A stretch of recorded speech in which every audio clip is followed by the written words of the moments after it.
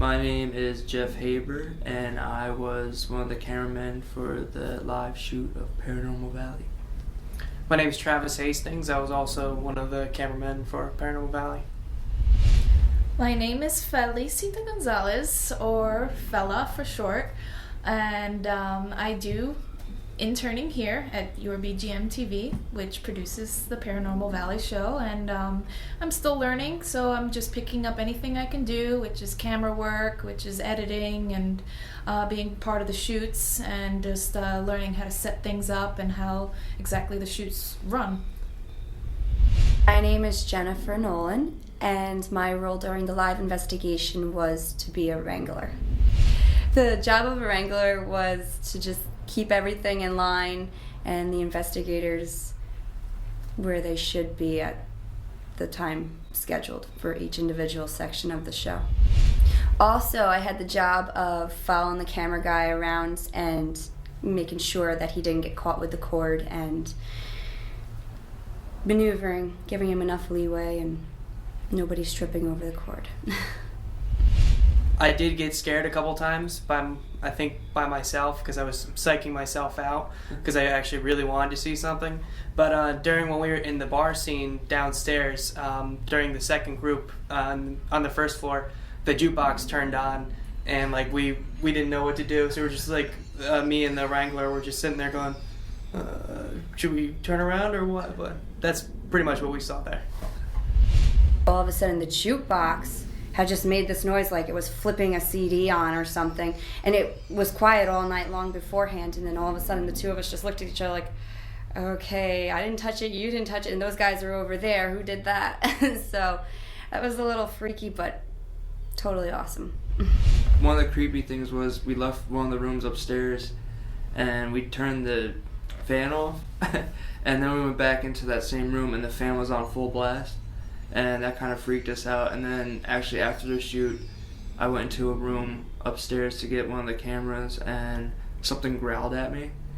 And that ended up being really cool for the investigators. They all ran up there and wanted to check it out and didn't find anything, but it was still cool to actually have something happen while I was in that room by myself.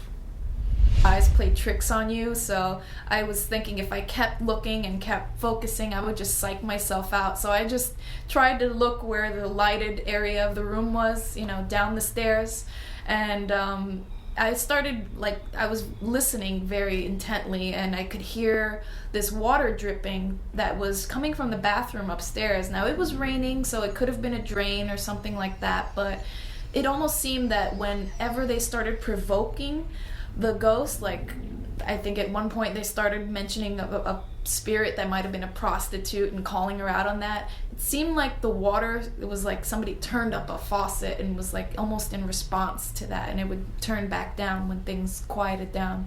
So I noticed that. I didn't really think of it at the time as something paranormal, but actually when we were taking everything down, all the cameras from upstairs, all the lights were back on, that water sound was gone completely, and I was just like, that's something to take note of. It stood out, a little bit, so it's a little weird. I wouldn't say it's paranormal, but it was definitely weird.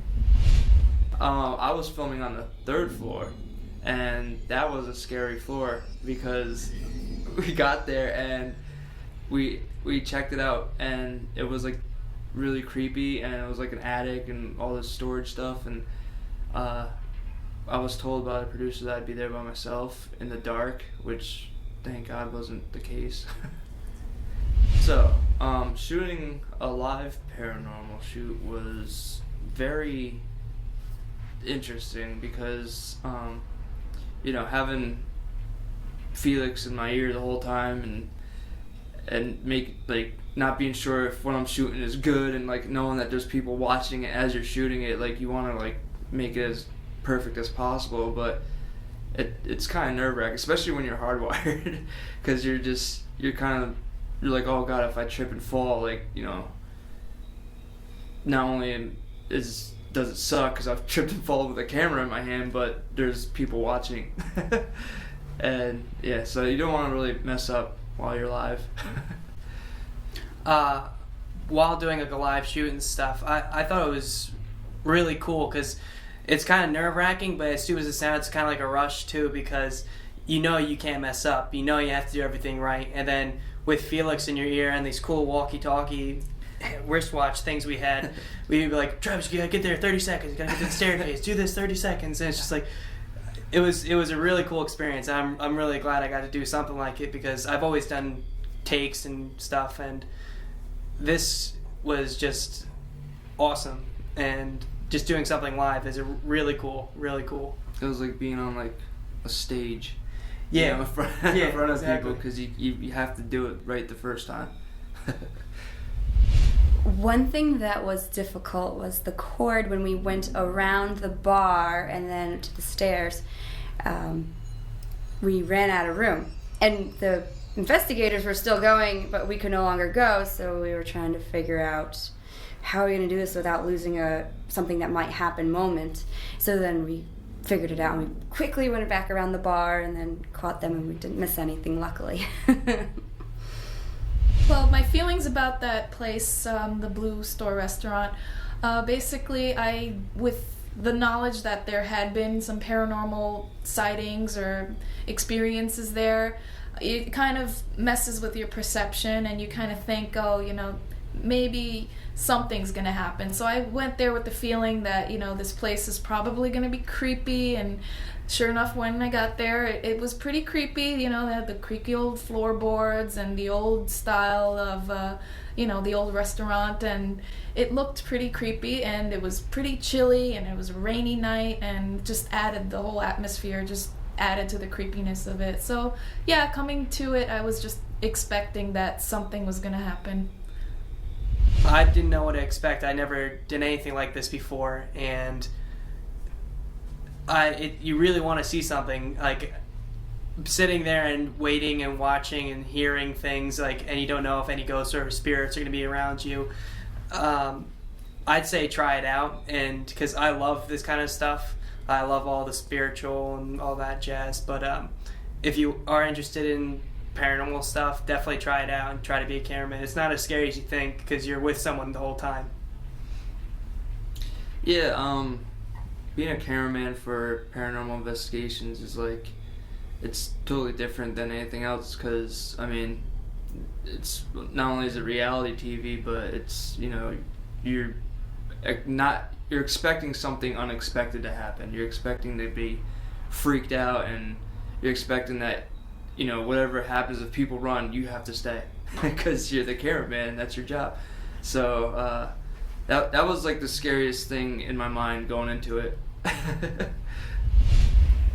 As a wrangler, it was tough because some of the investigators, they were really in the heat of the moment, and they were really beginning to get some interesting signals from their machines and stuff. And, when the time was up, so we didn't miss anything else. And they just wanted to keep getting that, and they didn't want to stop, and so to get them to move on to the next section was a little difficult, but it was all good and fun and worked out. Well, our equipment was really cool because at first I was supposed to go wireless, but I guess our battery pack didn't work well. But of course, Felix's genius, setups and his shoulder mounts and everything, we got to use those, and it was cool because we had the microphones on the cameras, and it was all infrared, and it was actually just, and the equipment wasn't heavy, so that was another plus, was that we weren't trying to, break our backs trying to run up and down stairs and stuff like that, so. Yeah, it was really cool using all the whatever equipment we did use. We used the shoulder mounts, like you said, and Felix made them from scratch, so I've never used something like that cool before. And the only one thing, when we were wired, when we were going, because my camera was also wired like Jeff's, because I think I was always supposed to be wired, and when we went downstairs we ran out of wire, and I got yanked back because and I got scared. I actually scared myself because I was by myself, but it's cool seeing all the different equipment, because I've never used infrared on a camera before. And then I see all these the wristwatches. That's like the thing that made it for me, because I felt like an agent of some sort, just talking to myself and everything. But all the equipment and like the camera work and infrared and everything, that was cool.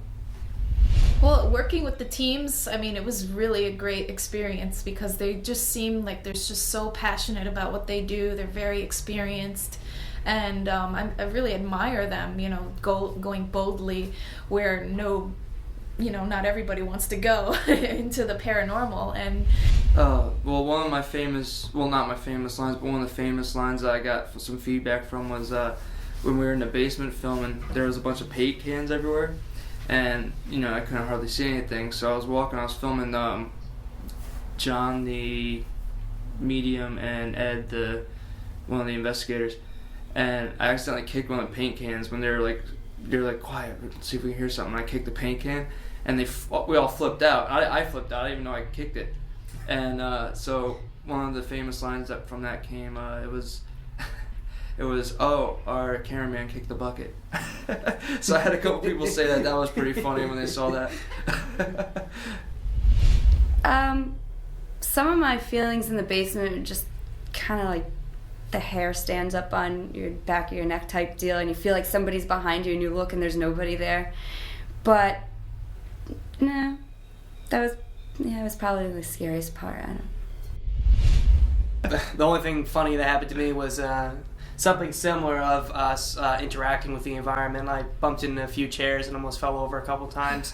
But the one funny thing is the one camera I had would shut off now and then, and every time you turn it back on, it would make this really loud beeping, and they thought it was bells ringing off in the distance, and they were saying that when they said someone's name, I think they kept saying Brett and Red and Brendan, and every time they said someone's name, a bell would ring, they thought, and it was my camera the whole time, but I didn't know how to communicate with them, so I was just like, I'll just let them run with it for a little bit.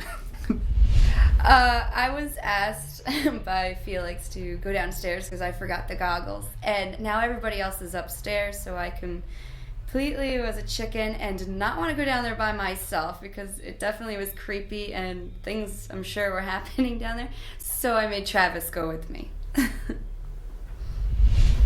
Hey, I'm Fella. Make sure you check out Paranormal Valley live on yourbgm.tv.